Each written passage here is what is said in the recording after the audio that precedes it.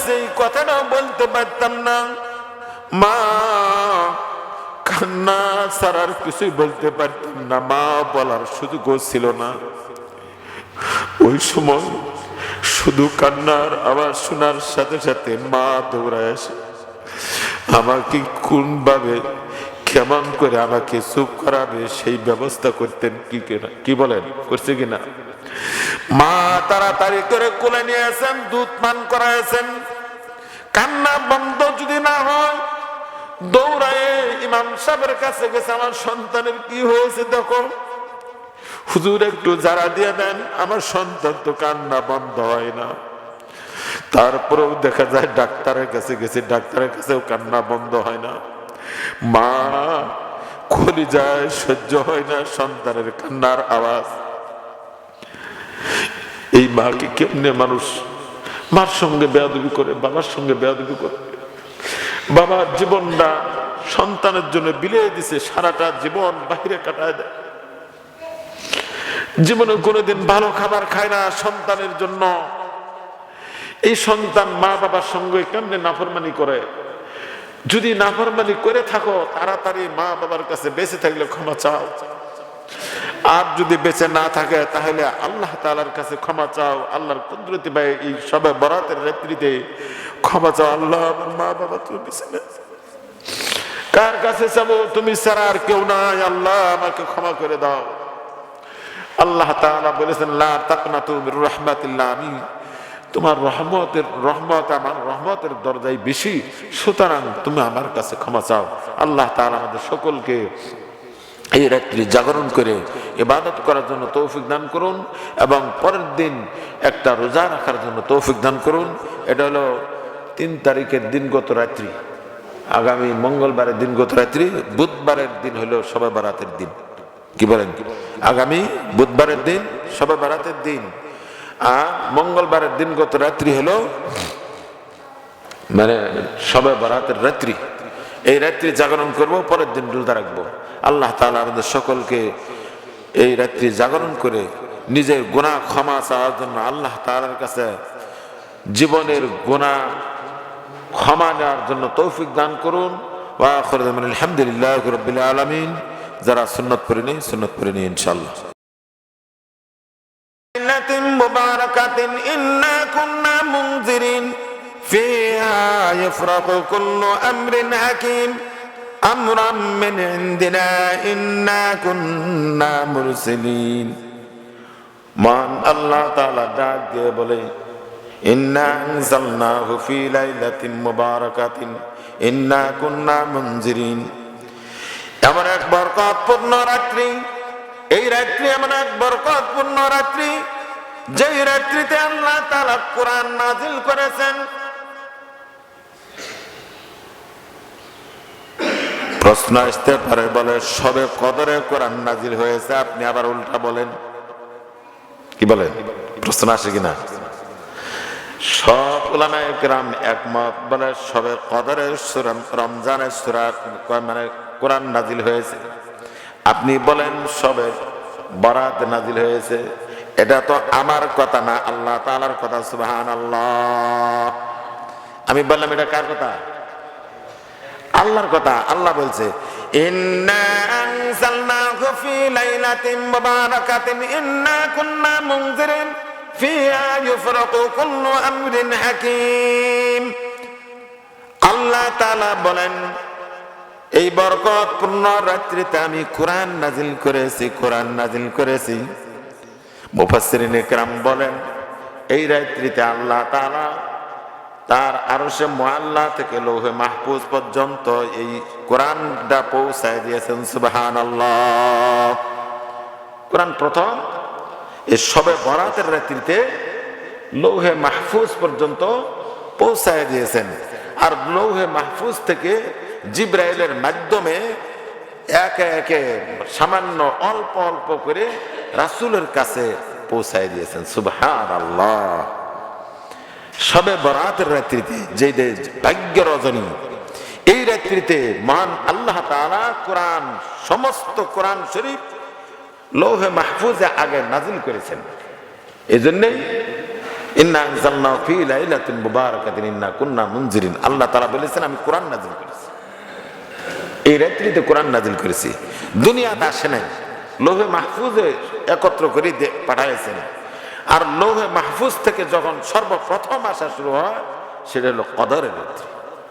দুনিয়াতে যখন আসা শুরু হয় জিবরাইলের মাধ্যমে যখন নবীজি সাল্লাল্লাহু আলাইহি সাল্লামের কাছে নাজিল হয়, ওই সময়টা সবে কদরের রাত্রি ছিলেন। সুবহানাল্লাহ।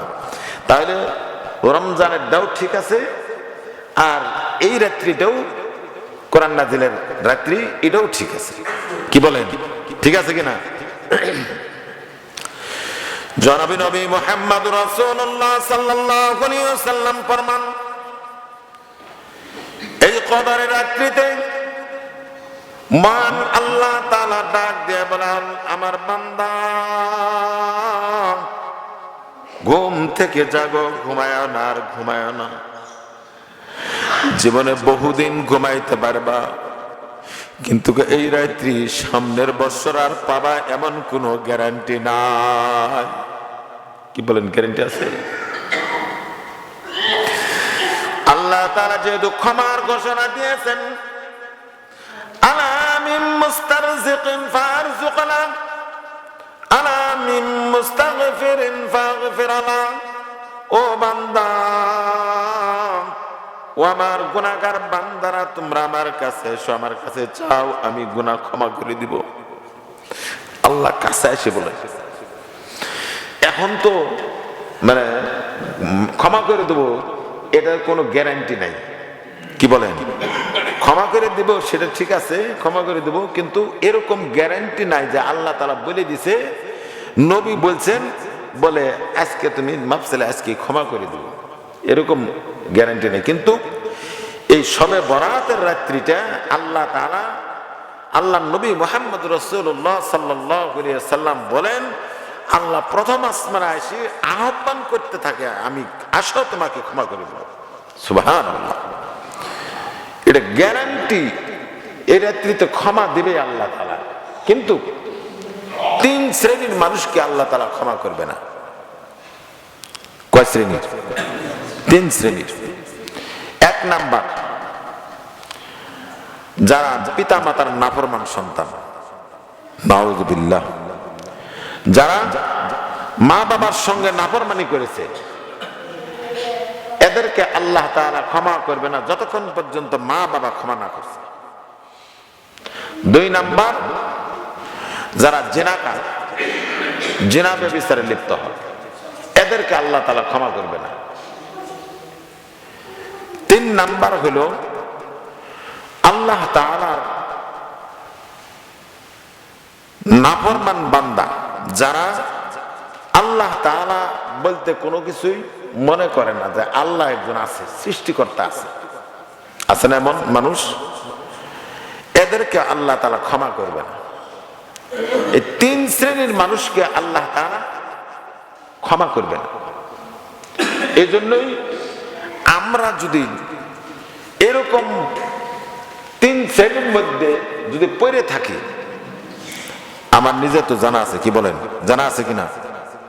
যদি থাকে, আমরা যদি ওই তিন শ্রেণীর একটার মধ্যে যদি পড়ে থাকি, তাহলে আমরা এই রাত্রিতে কোরআন শরীফ তেলাওয়াত করে আল্লাহ তাআলার কাছে এমন ভাবে প্রার্থনা করব, নামাজে সেজদা করে, নামাজ পরিসরে একটা সেজদা দিবেন।